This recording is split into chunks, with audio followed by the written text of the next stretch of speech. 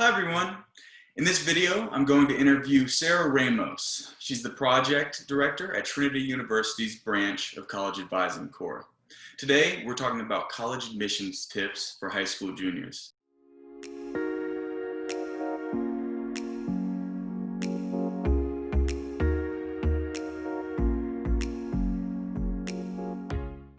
Sarah, thanks so much for joining us. Thank you for having me. So to start off, what are the things that students should be on top of their junior year to make sure they're ready to apply to college their senior year? Can you kind of walk us through the junior year to-do list? Yeah, definitely. So taking your PSAT is definitely important, PSAT or SAT. And I highly recommend once students take their PSAT or SAT to connect it to Khan Academy. Khan Academy is such a great platform where students are able to get tutoring services free, and it really focuses on areas where students may have done poorly on in the test. And so a lot of the tutoring is really just focused on that particular area. And so it allows students to really raise their test score. So what we have seen is if students are utilizing this platform and practicing 6+ hours, they can raise their score potentially up to 90 points, which is really good, especially when you're looking at different colleges that may really focus on your SAT scores. The second thing I would definitely say is researching schools, right? So once you have your PSAT score, your SAT score, start looking at schools and seeing what the requirements are. And so again, if your score is kind of low, I would definitely utilize that service to increase. Start looking at other different components. So if you are leaving your city, your state, start looking at the environment. What are the certain services that your schools provide? The university that you're going to apply to, what are the student orgs, what are the different amenities, what is around the school. And so all of those things are definitely important when you're starting off college and looking at an environment that you're going to spend 4 years in. The third thing I would definitely say is start attending those college fairs. And so once you've done a little research on your own, write a list of questions. The best place to get very thorough information is going to be from a representative that is supporting that university. So start asking questions in particular, get a feel of what it feels like, and really ask all the different components that are essential, right? What is the admissions process? Are y'all like really focused on testing? Is that gonna really break or make my application? A fourth thing I would definitely say, and students seem to not fully pay attention to, is volunteering and doing anything in particular that shows leadership qualities. And so right now, obviously, we are in a pandemic, but there are volunteer opportunities that you could do online.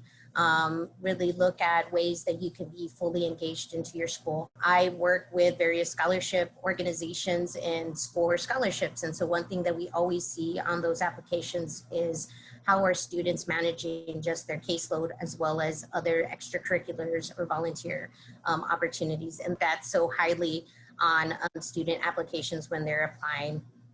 The other thing I would say is building a professional email. So that's so important, especially as you're going to build your resume, which is the next step.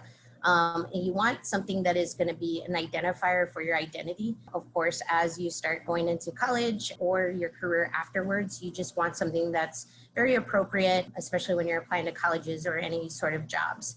And so building a resume, a lot of college applications are asking for students to upload your resume. And so making sure you have a list of all the volunteer opportunities that you have done throughout your high school year. Also, again, those leadership opportunities, it's just easier to then input all that information into your college application and not having to like really think through your memory on like, what is it that I was really focused on? And then also as you're looking at schools, sometimes they may have opted, as a test optional school. And so it's very important that you're having these conversations with your counselors and looking at the AP dual credit perspective on like, what can you do or how can you take, more rigorous classes? Because once you get into college, there are going to be classes that are going to be harder than your typical classes that you're taking in high school. And so again, making yourself a standout candidate, some of these particular things are really going to set you apart.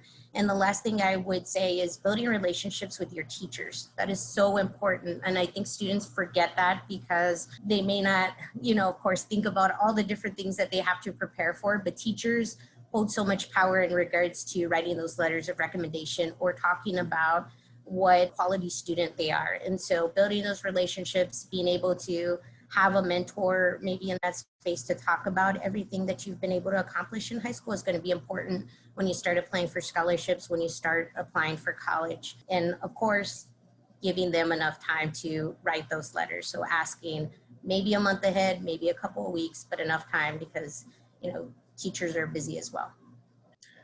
So who should students reach out to for guidance throughout the process? Are there people at their high schools who they can speak to, or are there any online resources that they could perhaps use? Your high school counselor, definitely, I would say reach out to them, come with a set list of questions that you have. We know that our counselors are overwhelmed with servicing a very big population of students, and so that will definitely be helpful for them. Also ask them if there is somebody else on campus, if you're not familiar with maybe hosting college and career services. A lot of our schools sometimes do have a college and career counselor. Maybe students aren't aware because they just haven't been in that space, or sometimes students feel like that's only designated for seniors. But the reality is college and career counselors should be helping all students 9 through 12. So definitely reach out and see if there's any other people on campus that can help with that. The other thing I would say is possibly a teacher. A teacher may be able to help you through the process. If your counselor is overwhelmed, there is no college and career counselor on campus, the teacher can definitely start helping with some of the process. But again, you'll just have to ask and see who is available and may have that skill set to help you. There are great resources like Big Future with College Board that have a multitude of checklists that students can utilize, and also college and career planning, majors, college searches. So there's so many great resources out there that will start to help you figure out things if you don't have anybody on campus. College Greenlight is another platform that we utilize and is great because it shows college and scholarship sort of searches. It also talks about like the environment, the ethnicity base makeup of campuses. And it gives you like a scattergram of like various things that it has on its platform, like various categories, also, environment and what is near the community of the campus. So those are really cool websites. The other one, Coalition for College, is a great website as well that we use here at Trinity and we have a partnership with. It is open to students 9 through 12. They have a locker where you're able to put in some of your key things, as we mentioned, resume, any photos, anything. It's really kind of like a cloud-based system. So you can start storing all that stuff, also apply to various colleges through that platform as well. And the last thing I would say is Raise Me. Raise Me is such a great platform as well because, again, that's geared to students that are 9 through 12, and you can apply to scholarships, and it really focuses on the leadership components and the community service, and you could start getting scholarships, very early on in high school. And so those are great resources to start looking at, and a lot of them do have the college process connected to it. So it's not just a platform where it's like, this is what you're going to do, but they're giving you steps as well on how to apply to college or some other things to think about. Great. So how much time should students spend on the college application process their junior year? I know when I was in high school, when I was a junior, I was told 30 or 45 minutes a night. Is that realistic? Is that a good idea, or? No, I mean, if we're telling our kids to practice on Khan Academy for at least 30 minutes to an hour, you're really utilizing that 45-minute, time frame that they gave you. I think it takes a lot of time to really focus on, some of the beginning processes of college. And I think the most key thing for students not to be overwhelmed is to really just take your time, right? And so organization is going to be key once you get into college. And so thinking about that during the week, right? What am I focusing on Mondays? Maybe Mondays I'm looking at colleges. Maybe Tuesdays I'm looking at Raise Me on scholarships or College Greenlight. Wednesdays, maybe I'm taking a break. That's the most important thing. I would say spend about an hour to maybe 2 hours on college-related tasks per day, or skipping so it doesn't become overwhelming for a student. I think that's definitely going to be key when looking at the beginning of college application process.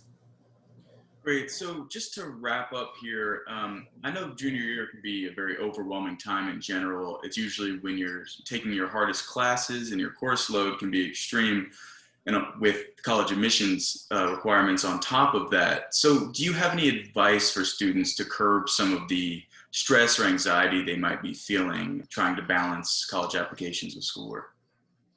Yeah, so definitely, I would say, give yourself some grace, right? And look at the various colleges that you want to apply to. Look at multiple colleges that are going to have similar majors of what you want to do, and take it easy. Again, organize is going to be key so you don't feel so overwhelmed.